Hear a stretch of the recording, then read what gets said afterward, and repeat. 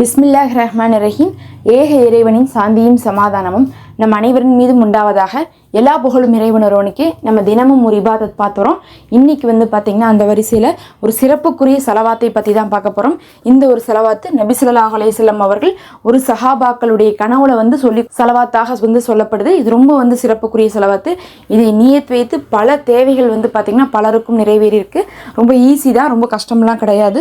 ஒரு 4-5 வரிகள் தான் வரும். ஆனால் இந்த செலவாத்தை நீங்கள் நியத் வைத்து ஓதி பாருங்க. நிச்சயமாக உங்களுக்கு அல்லாஹுடைய உதவியை கொண்டு எந்த நியத் வைத்தாலும் அந்த ஒரு தேவை உங்களுக்கு நிறைவேறும்.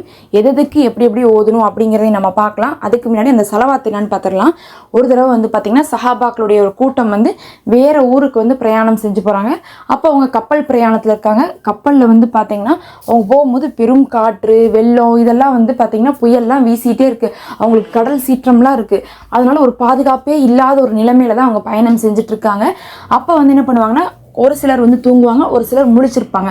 அதுக்கப்புறம் என்ன பண்ணுவாங்க, கொஞ்ச நேரம் கழிச்சு இன்னும் சிலர் தூங்குவாங்க. அப்போ தூங்குறவங்க முழிச்சிருப்பாங்க. இப்படி மாற்றி தான் என்ன பண்ணுவாங்கன்னா கப்பலை ஓட்டி கொண்டு போவாங்க. அந்த சமயத்தில் ஒருத்தவங்க தூங்கிட்டு இருக்கும்போது அந்த சஹாபியுடைய கனவுல இந்த ஒரு செலவாத்தை நபி ஸல்லல்லாஹு அலைஹி வஸல்லம் அவர்கள் கற்றுக் கொடுத்ததாகவும், அவர் தூங்கி விழித்ததுக்கு பிறகு அங்கிருந்த எல்லாருக்கும் இதை ஓத சொல்லி அதன் மூலமாக அவர்களுக்கு வரக்கூடிய இருந்த ஆபத்துகள் எல்லாம் நீங்கி பாதுகாப்பாக அவங்க கரையிறங்கினாங்க. அது மட்டும் இல்லை, எந்த காரியத்துக்காக அவங்க போனாங்களோ அந்த காரியமும் அல்லாஹுடைய கிருபையில நல்லபடியாக நடந்துச்சு. அதனால அதுக்கு பிறகு பார்த்தீங்கன்னா ஆலிம்கள் இந்த ஒரு செலவாத்தை ஓதுறவங்களுக்கு எந்த ஒரு பிரச்சனை இருந்தாலும் அந்த பிரச்சனை தீர்க்கப்படும், எந்த ஒரு தேவை இருந்தாலும் அந்த தேவை நிறைவேற்றப்படும்னு சொல்லப்பட்டிருக்கு.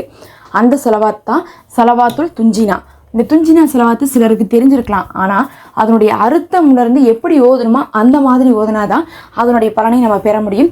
சும்மா நம்ம பார்த்திங்கன்னா பார்த்து வெறும் ஒப்பிக்கிற மாதிரி ஓதி நம்ம பலனை பெற முடியாது. இதை எப்படி ஓதணும் அப்படிங்கிறதை நான் சொல்கிறேன். முதல்ல நான் செலவாத்தை படித்து காமிச்சிட்றேன். அதுக்கப்புறம் எப்படி ஓதணும்னு சொல்கிறேன்.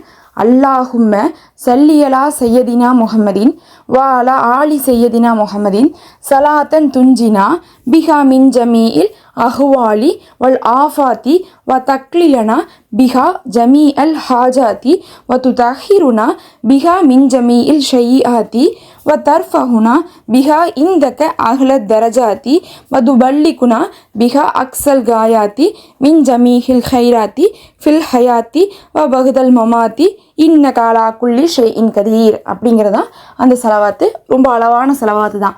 பார்த்து ஒரு 4 தடவை படிச்சிங்கனாவே மனப்பாடம் ஆயிரும். இதனுடைய அர்த்தம் என்னென்னா, யா அல்லாஹ், நபி ஸல்லல்லாஹு அலைஹி வஸல்லம் அவர்கள் மீதும் அவர்களுடைய குடும்பத்தாரின் மீதும் உன்னுடைய செலவாத்தை பொழிவாயாக, அதன் மூலமாக எங்களுக்கு அதை பாதுகாப்பாக ஆக்கி வைப்பாயாக அப்படின்னு நம்ம கேட்குறோம். முதல் விஷயம், முதல்ல நம்ம செலவாத்து ஓதுவது நமக்கு பாதுகாப்பை தரும்.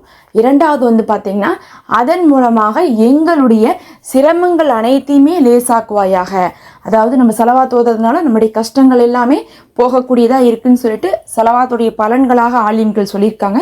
அதை தான் நம்ம இதுலேயும் கேட்குறோம். எங்களுடைய சிரமங்கள் கஷ்டங்கள் எல்லாத்தையுமே போக்கிவி எங்களுடைய தேவைகளை நாட்டங்களை நிறைவேற்றித்தா அதன் மூலமாக அப்படின்னு கேட்குறோம்.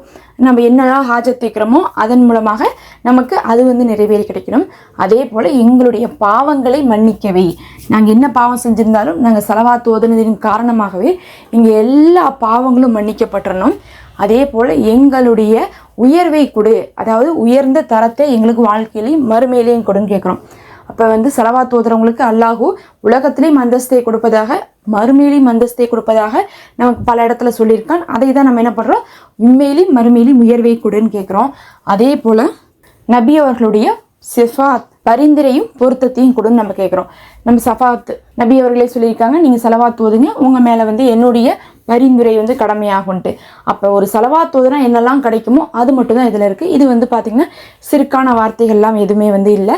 அப்போ நபியின் மீது செலவாத்து சொல்கிறோம், அதன் பொருட்டால் நம்ம என்ன பண்ணுறோம், இது அனைத்தையுமே நம்ம கேட்குறோம். பொதுவாகவே செலவாத்து ஓதுனா நிறைய பலன்கள் இருக்குது. அதில் இதெல்லாம் ரொம்ப முக்கியமான பலன். இப்போ நீங்கள் சொல்லுங்கள், பாதுகாப்பு ரொம்ப முக்கியம், நமக்கு ஆரோக்கியம் முக்கியம், துவா கபுலாகிறது முக்கியம், பாவம் மன்னிப்பு முக்கியம், இம்மை மறுமை முக்கியம். இந்த 5ஐயுமே உள்ளடக்கி தான் இந்த ஒரு செலவாத்து ஓதப்படுது. அதனால் உங்கள் தேவைகள் எதை கேட்டாலும் சரி, உங்கள் கஷ்டங்கள் எது இருந்தாலும் சரி, உங்களுடைய சூழ்நிலைகள் எப்படி இருந்தாலும் சரி, அதுலேருந்தெல்லாம் உங்களுக்கு அல்லாஹ் ஒரு நேரான வழியை கொடுத்து உதவி புரிவான். அதனால தான் இந்த செலவாத்து ரொம்ப ஸ்பெஷலான செலவாத்து. இதை பார்த்தீங்கன்னா நீங்கள் நியத்து வைத்து ஓதலாம்.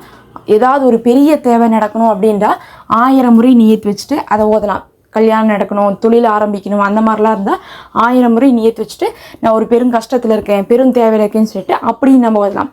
அப்படி இல்லாட்டினா நம்ம என்ன பண்ணலாம்னா ஜும்மாவுடைய நாளில் வந்து நம்ம அதிகமாக செலவாத்து ஓதுவது ரொம்ப சிறப்பு. ஜும்மா நாளில் உங்களால் முடிந்த அளவுக்கு நீங்கள் நியத்து வைத்து ஓதலாம். அதில் வந்து பார்த்திங்கன்னா ஒரு 100 முறை நியத்து வைத்து இந்த செலவாத்தை வந்து நீங்கள் ஓதி பாருங்கள். ஜும்மா நாளில் இரவு வரை நீங்கள் எப்போ வேணால் ஓதலாம். சப்போஸ் உங்களால் ஓதி முடிக்க முடியாட்டினா நீங்கள் மறுநாளும் ஓதி கண்டினியூ பண்ணி அதை முடிச்சுக்கோங்க. நீங்கள் நியத்து வைத்து ஓதுனீங்கன்னா அதுவும் அசுர் நேரம் மகரீப் நேரம்லாம் வந்து பார்த்திங்கன்னா இன்றைக்கி ரொம்ப சிறப்பாக இருக்கும். நீங்கள் இரவு தூங்குறதுக்குள்ளே என்ன பண்ணலாம், ஓதி முடிச்சிங்கன்னா உங்களுடைய தேவைகள் நிச்சயமாக மறுநாளே கபூலாக்கப்படும். அல்லாஹ்வே போதுமானவன். இது பயனுள்ளதாக இருக்கும்னு நினைக்கிறேன். அஸ்ஸலாமு அலைக்கும். மறக்காமல் சப்ஸ்கிரைப் பண்ணிக்கோங்க.